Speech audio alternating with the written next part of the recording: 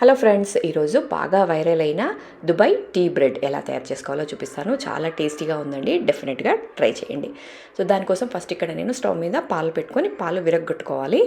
దానికోసం కొంచెం పెరుగు వేసుకున్నాను, లేదా నిమ్మకాయ ఏదైనా వేసుకొని ఇలా పాలు విరగ్గొట్టుకోండి. ఇది ఇలా పాలతో అయినా చేసుకోవచ్చు, ఇంత ప్రాసెస్ అవసరం లేదు అనుకుంటే జస్ట్ పన్నీర్తో అయినా చేసుకోవచ్చు. చూసారు కదా, ఇలా విరిగిన తర్వాత నీళ్ళన్నీ వంపేసి, అసలు ఏమాత్రం నీళ్ళు లేకుండా వంపేసుకొని దీంట్లో హాఫ్ స్పూన్ షుగర్ వేసి మంచిగా పేస్ట్ చేసుకోండి. ఒకవేళ ఇదంతా వద్దు అనుకుంటే పన్నీర్ వేసి కూడా కొంచెం షుగర్ వేసి ఇలా సేమ్ పేస్ట్ లాగా చేసుకోండి. ఇంకా ఈ పేస్ట్ని పక్కన పెట్టుకొని మనం ఒక ప్లేట్లో బ్రెడ్ని పెట్టేసుకుందాము.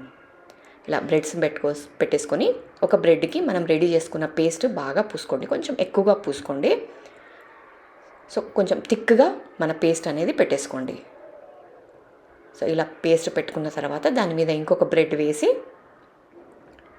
సో చూసారు కదా, దాని మీద ఇంకొక బ్రెడ్ ఇలా మూసేసి దీని మీద మన వేడి వేడి టీ, మీరు టీ ఏ విధంగా అయినా చేసుకోండి, మసాలా టీ అయినా నార్మల్ టీ ఏ విధమైన టీ చేసుకొని, సో ఈ టీని అంతా మంచిగా పోసేసుకోండి. సో చూసారు కదా, ఇలా మంచిగా పోసేసుకొని టేస్ట్ చూడండి, సూపర్గా ఉంది. మీరు ఎలా అయినా ట్రై చేయండి, పాలతో అయినా పన్నీర్తో అయినా టేస్ట్ చాలా బాగుంది. డెఫినెట్గా ట్రై చేయండి.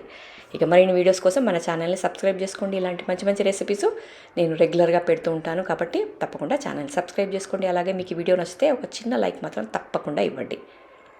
సో చాలా అంటే చాలా టేస్టీగా ఉందండి, తప్పకుండా ట్రై చేయండి. అలాగే మీకు ఈ వీడియో నచ్చితే ఒక లైక్ ఇవ్వండి.